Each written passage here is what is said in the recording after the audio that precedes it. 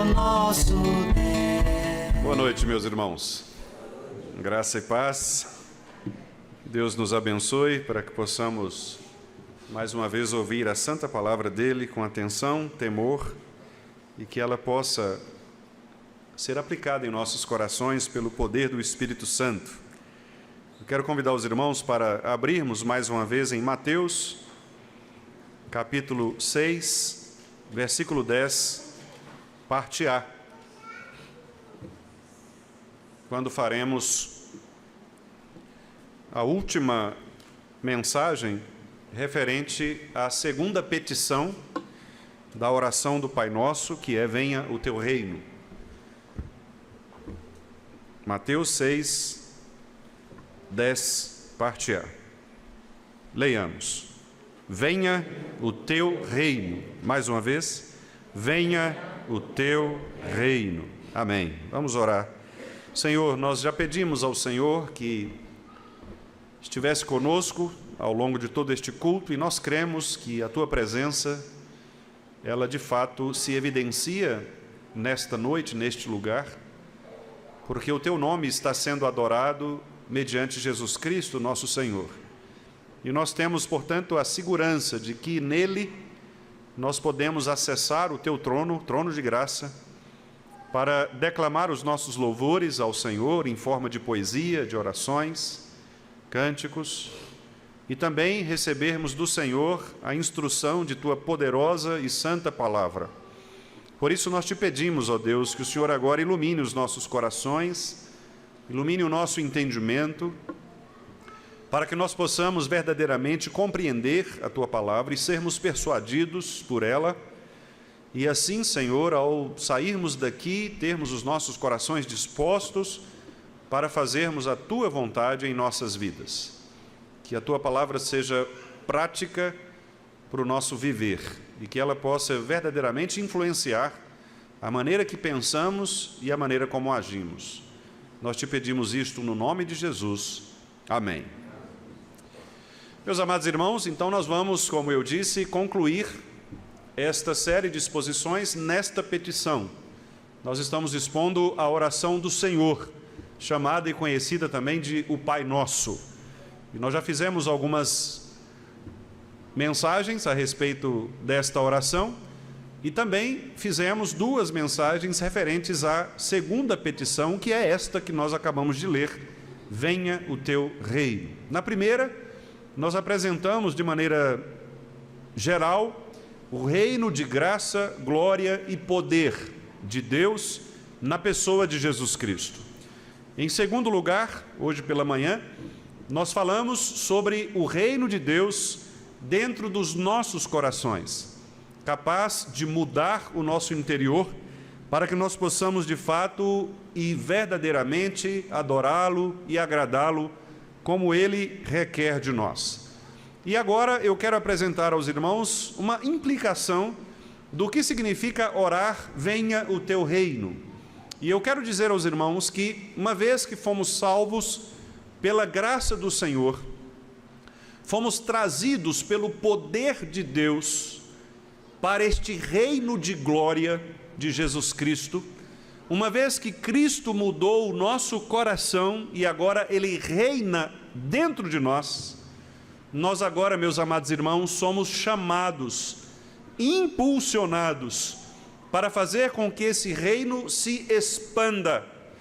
Por isso, esta última mensagem nos induz a pregar o Evangelho do reino, o Evangelho de Jesus Cristo, o nosso Senhor. Nós devemos nos lembrar de que, primeiramente, nós estávamos presos a um reino demoníaco. Nós estávamos presos a um reino que é chamado pelas Escrituras de reino das trevas, império das trevas, cujo rei, cujo príncipe é Satanás. Pela graça de Deus na pessoa de Cristo, nós fomos arrancados deste império das trevas, transportados para o reino do Filho do seu amor, que é o reino de Jesus Cristo, a igreja, a família de Deus, e nós recebemos agora um novo coração. Tivemos os nossos corações de pedra dinamitados pelo poder do Evangelho, e agora temos um coração de carne, um coração manso, sensível, obediente à voz do Senhor. Nós que somos ovelhas do Senhor Jesus Cristo. E Ele nos disse em João 10, que as ovelhas ouvem a sua voz, as ovelhas seguem as suas instruções. E as ovelhas do Senhor Jesus Cristo são aquelas responsáveis por pregar o Evangelho do Reino, por estabelecer neste mundo um modelo diferente de viver.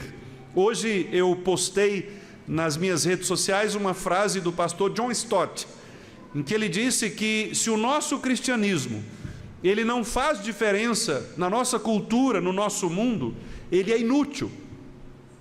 Sermos cristãos apenas de palavras não é o que o Senhor requer de nós, não é o que Cristo deseja de nós. O que Cristo deseja de nós é que nós saiamos para de fato anunciarmos o Evangelho do Reino, este Evangelho que mostra o governo de Cristo sobre todas as coisas, o governo soberano de Cristo sobre cada área da vida humana. E os cristãos são a todo tempo chamados, como nos diz Pedro, para dar respostas àquelas pessoas que pedirem a razão da esperança que há em nós. E é por isso, meus amados irmãos, que nós somos chamados para discipular as pessoas.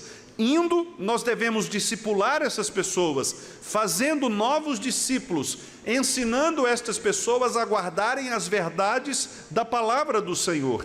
Este é o ministério da igreja neste mundo. Enquanto avançamos, devemos dizer às pessoas a condição na qual elas estão afastadas de Deus, mortas em seus delitos e pecados, dizer a elas a respeito da depravação total que tomou conta de toda a sua vida, dizer a elas que sem Cristo elas nada podem fazer, dizer que elas estão perdidas, que elas estão enlaçadas pelo diabo, enganadas pelos seus próprios corações, e só há uma forma de se salvarem do inferno: Cristo Jesus, o Senhor, o único caminho, verdade e vida.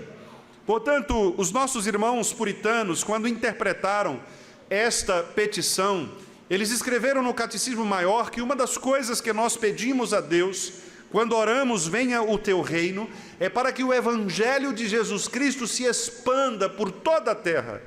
Inclusive, diz o texto do Catecismo, que nós devemos orar pelo povo judeu, porque os judeus também serão chamados, conforme a palavra, a pregação do reino do Senhor. Há ainda judeus que estão enganados pelo judaísmo e que precisam ser chamados, aqueles que são eleitos pelo Senhor. E nós cremos que estes eleitos serão chamados pela pregação do Evangelho. O texto do Catecismo também nos diz que, além dos judeus serem chamados, os gentios também devem receber a pregação da palavra do Senhor para que se convertam, para que, ouvindo a mensagem de depravação total, mas ao mesmo tempo a mensagem de redenção na pessoa de Cristo, o Espírito Santo possa tocar-lhes os corações de tal maneira que eles se rendam e se entreguem a este reino de graça, de glória e de poder. Meus amados irmãos, as pessoas só saberão que há um Cristo que pode salvá-las a partir do momento que a igreja anunciar a estas pessoas a razão da esperança que há em nós. A igreja não pode, portanto, ficar restrita, contida aos seus limites. Nós acabamos de cantar, juntamente com os nossos irmãos aqui, um cântico maravilhoso que diz: alargue as nossas fronteiras. E esta é uma oração que todo crente deve fazer. Nós devemos, de fato, clamar ao Senhor para que as nossas fronteiras sejam cada vez mais alargadas, para que a igreja do Senhor Jesus Cristo avance sobre o reino de Satanás, para que a igreja do nosso Senhor Jesus Cristo possa encontrar nos corações das pessoas aquele lugar reservado para os eleitos de Deus.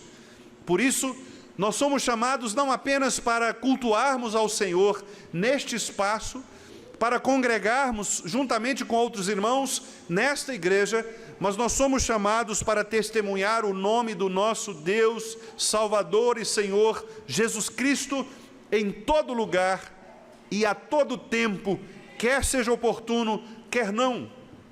Porque é deste modo que nós seremos sal e luz neste mundo de tanto dissabor e de tanta escuridão, neste mundo que opera contra Deus, como nós vimos no sermão anterior, neste mundo em que os reis se enfurecem, que as nações se enfurecem contra o Senhor e contra o seu ungido, neste mundo em que as ciências, as pessoas, as ideologias, todos têm trabalhado para dinamitar o Evangelho de Cristo, para desonrar o nome do Senhor.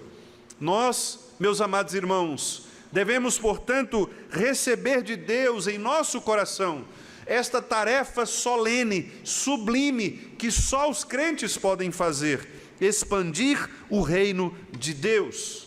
E não devemos fazer isto como os neopentecostais pensam que é o caso, sairmos por aí praticando as chamadas marchas para Jesus, pisando na terra, fazendo muitas vezes coisas ridículas, como, por exemplo, urinar nas esquinas das ruas para demarcar o território de que são pessoas crentes, ou entregar chave de cidades para políticos, dizendo: esta cidade é do Senhor Jesus. Não, a Bíblia não fala destas coisas. A Bíblia fala de um coração crente, genuinamente transformado pela graça, que agora, impactado por este santo Evangelho, deseja que outras pessoas também sejam impactadas por este Evangelho, transformem a sua maneira de ver o mundo, transformem a sua maneira de falar a respeito de Deus e das pessoas, e assim sejam verdadeiramente servas, escravas de Jesus Cristo, fazendo aquilo que Ele quer que façamos. Portanto, meus amados irmãos, é uma mudança interna do coração, que promove algo externo em nós e que faz com que o brilho da graça, da glória de Deus seja visível. Portanto, ao orarmos: venha o teu reino, nós estamos, além de reconhecer a nossa incapacidade, como já falamos, além de reconhecer que nós fomos trazidos para o reino da graça de Cristo, como também já expomos, nós também estamos agora nos dispondo, apresentando-nos ao nosso Deus e Pai e a Jesus Cristo, nosso Senhor, como missionários deste Evangelho. Nós oramos pelos missionários, nós contribuímos com os nossos missionários. Daqui a 3 semanas nós teremos aqui uma discussão, uma apresentação acerca das igrejas perseguidas. Mas nós nos esquecemos de que nós mesmos somos os missionários também. Louvado seja Deus pelos nossos irmãos que vão para diversos países, que correm risco de morte nestes países, que são presos às vezes, passam extremas necessidades, mas nós não podemos perder de vista que o Evangelho de nosso Senhor Jesus Cristo deve começar a ser pregado ao meu lado. Porque se os irmãos se lembrarem da ordem de Atos 1:8, a ordem de Atos 1:8 é de que nós devíamos ser testemunhas, começando pelo que há mais próximo de nós. Primeiro na Judéia, depois em Samaria, e só depois pelos confins da terra. Primeiro nós devemos cuidar da nossa casa, para que depois possamos cuidar daquilo que está para além da nossa casa. E graças a Deus, pela graça do Senhor, a nossa igreja é uma igreja que vive este Evangelho da graça. Nós temos cuidado da nossa casa, nós temos cuidado de nós mesmos, para que agora possamos também cuidar daqueles que estão para além de nós. E agora nós devemos pensar, portanto, como diz o escritor aos Hebreus, no capítulo 13, nós devemos sair fora da porta, devemos sair fora do nosso arraial, levando na nossa testa aquilo que ele chamou de vitupério, que é uma inscrição, uma marca no nosso rosto, de que nós somos crentes. Há um hino muito bonito do nosso hinário que diz: direi ao mundo que sou crente. Direi ao mundo que sou crente. E de fato é isto que nós devemos fazer: testemunhar a grandeza da glória, da graça de Deus. Quando nós oramos, portanto, irmãos, venha o teu reino, Nós estamos fazendo aquilo que Isaías fez quando teve a sua santa visão, no capítulo 6. Ao perceber a grandeza da glória de Deus, ao perceber a sua incapacidade, ao reconhecer que ele nada podia, Senhor, ai de mim, estou perdido, sou um homem de lábios impuros, habito numa cultura impura também, e agora os meus olhos viram o Senhor que é santo. O que eu devo fazer? Deus então purifica Isaías com a brasa que tira do altar, toca os seus lábios, e ao ser purificado, ao ser modificado no interior do seu coração, ele então diz: eis-me aqui, Senhor, envia-me a mim. Meus amados irmãos, quando o reino de Deus se estabelece, os representantes do reino devem fazer a sua parte. Quando um governo estabelece o seu reino, os seus representantes cumprem o papel de exaltar aquele governo. O que significa dizer que, uma vez que nós compreendemos que Cristo reina nos corações da igreja, do seu povo, nós devemos então avançar para que o reino de Deus se estabeleça em Cristo. Muitas vezes, meus irmãos, nós preferimos ficar de cá, resmungando, murmurando, falando: nossa, que tempo difícil, o mundo hoje está perdido, as pessoas não querem mais saber a respeito de Deus, e a gente fica lamentando, como o profeta Isaías, que naquela depressão espiritual dizia: ah, Senhor, só restou a mim, não há mais ninguém, quando ele deveria, na verdade, levantar a cabeça, saber que havia ainda mais de 7.000 que não haviam se dobrado a Baal, e seguir, avançar. Quando nós oramos: venha o teu reino, nós estamos dizendo: Senhor, nós podemos até ser poucos, podemos até ter pouca força, mas nós estamos avançando no poder da glória, da graça do Senhor. Assim como Davi, que não se assustou diante do tamanho daquele homem, quase 3 metros, contra o qual ele lutou. Era pequeno, frágil, a armadura de Saul não cabia nele. Ficou desconjuntado, ele disse: olha, eu vou tirar isso, está me atrapalhando. E Deus fez com que o poder da graça, da glória de Deus, derrotasse aquele gigante filisteu, Golias. Também contra Jericó, uma cidade muito capacitada. Certamente o povo de Israel não seria páreo para aquela cidade, contudo, eles não lutaram sozinhos, eles lutaram pelo poder da graça do reino de Deus. Meus amados irmãos, quando o reino de Deus avança sobre as pessoas, sobre os corações, não há quem possa impedir. E como eu disse hoje pela manhã, nós não podemos transferir o poder de Cristo para outras coisas. Às vezes, meus amados irmãos, eu fico assustado quando vejo igrejas criando movimentos, ideias, tentando inventar coisas para tornar mais atrativo o Evangelho. Gente que parece querer ser mais sábia do que Deus, como se dissesse: não, esse negócio de simplesmente abrir a Bíblia e pregar a Bíblia é coisa do passado, as pessoas não querem saber sobre isso. Vamos inventar alguma coisa? Vamos tornar a pregação, o Evangelho, o culto, uma coisa mais atrativa, mais cultural, para atrair as pessoas. Meus irmãos, nós não podemos querer ser mais sábios do que Deus. O nosso Deus disse que a fé vem pelo ouvir, e o ouvir a palavra de Deus. Ou nós cremos nisso, ou nós fechamos a Bíblia, jogamos fora e fechamos a igreja. Porque se nós somos maiores do que Deus, o que nós estamos fazendo aqui? Se nós achamos que são nossas técnicas que vão dar certo, para que ler a Bíblia todo dia? Para que pregar a palavra de Deus? Fechemos isso, adotemos os livros de autoajuda, será muito mais compensatório. Ou nós cremos que o Evangelho de Cristo é suficiente, ou nós deixamos de ser chamados cristãos. Porque os cristãos sempre creram que o Evangelho de Cristo é suficiente para transformar corações. Por isso, quando você orar, venha o teu reino.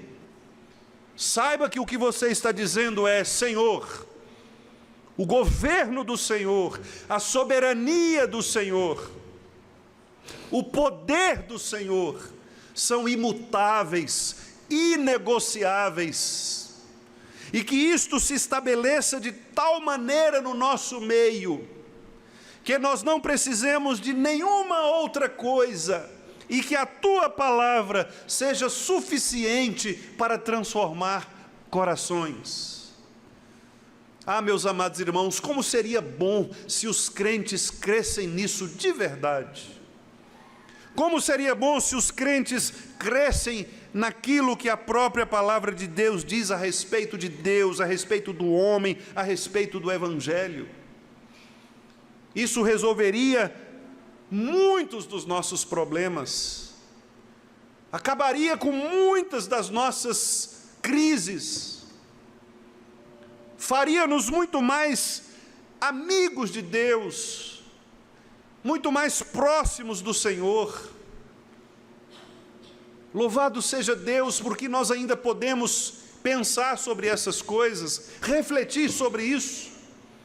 Porque, meus amados irmãos, em algumas igrejas, em alguns contextos, esta apresentação que eu estou lhes fazendo aqui, nem é mais possível.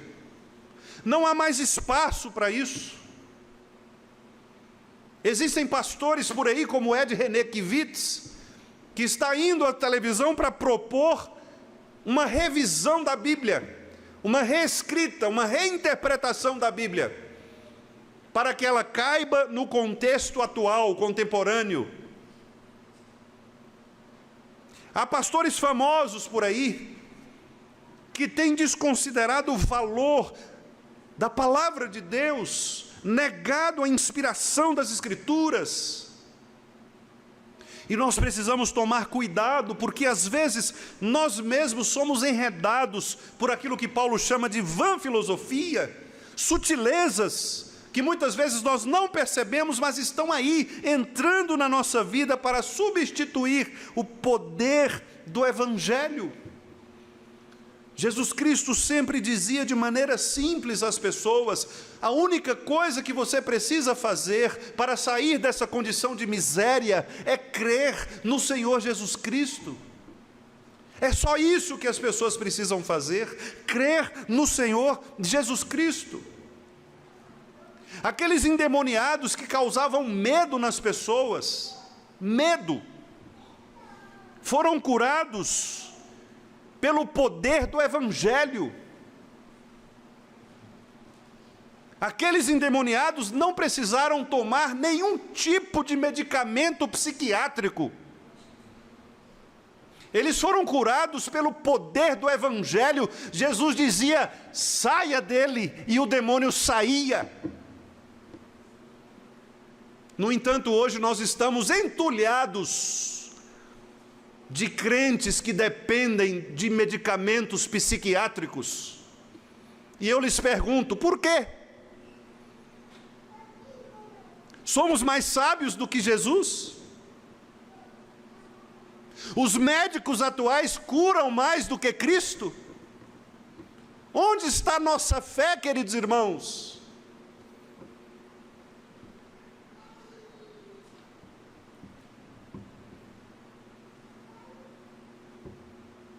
Venha o teu reino. Quando a igreja de Cristo se render aos pés de Jesus, quando a igreja de Cristo entender que o reino se estabelece pelo poder do Evangelho, nós seremos curados, meus irmãos. Curados. Curados. As pessoas serão renovadas dentro do seu espírito.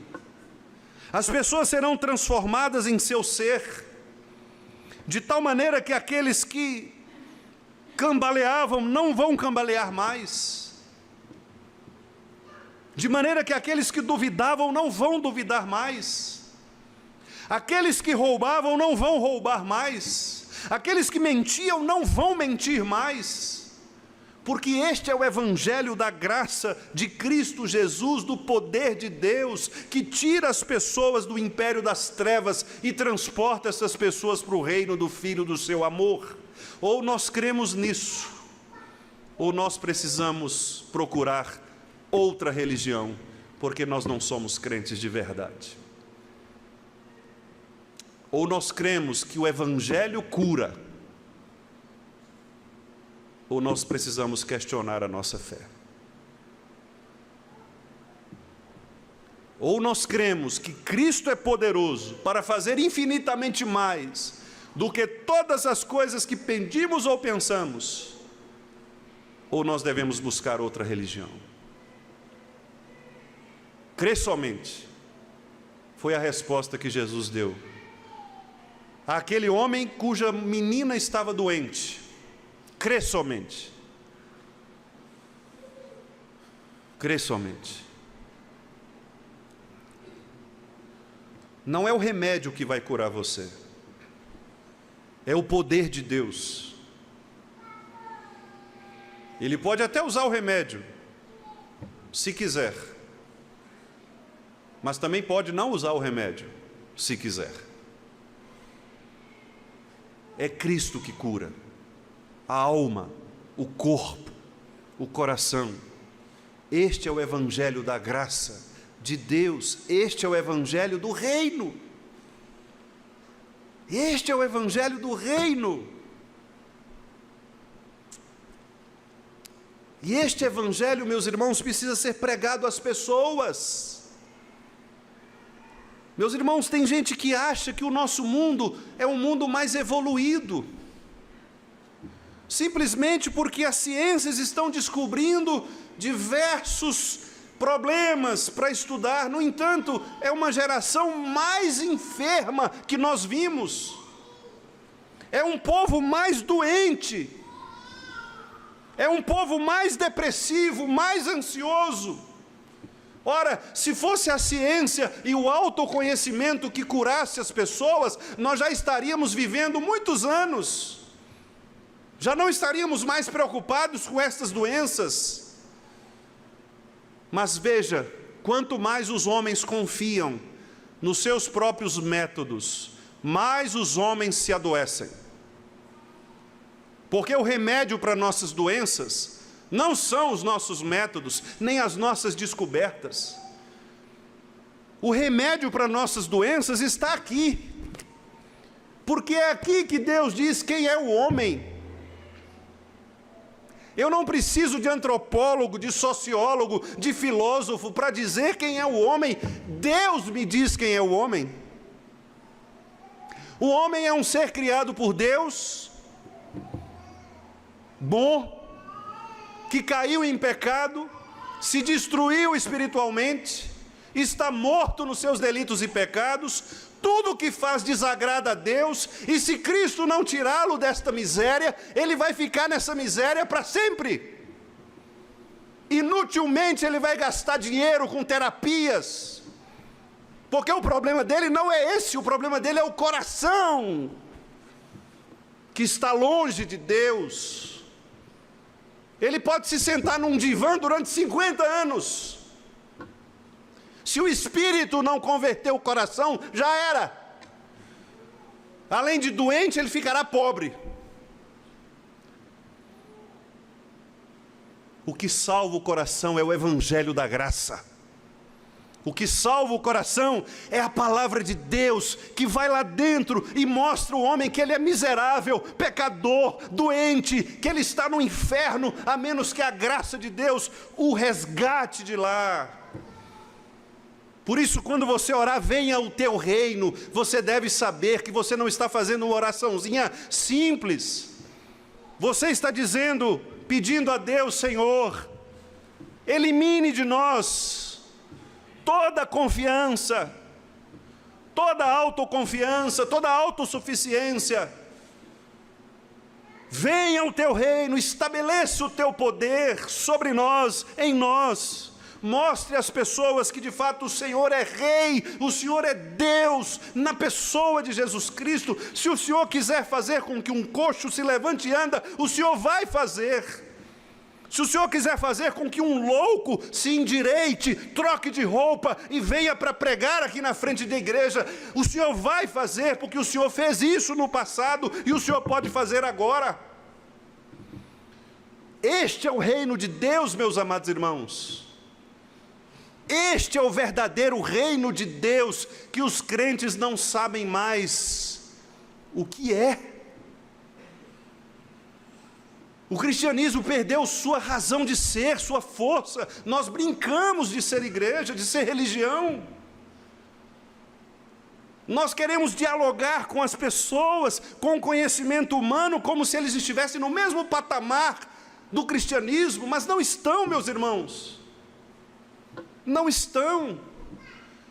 Jesus Cristo está acima de todo mundo. Jesus Cristo é maior do que Sócrates. Jesus Cristo é maior do que Agostinho, do que Calvino, do que Nietzsche, do que Rogers, do que Freud. Jesus Cristo é maior do que todos estes caras.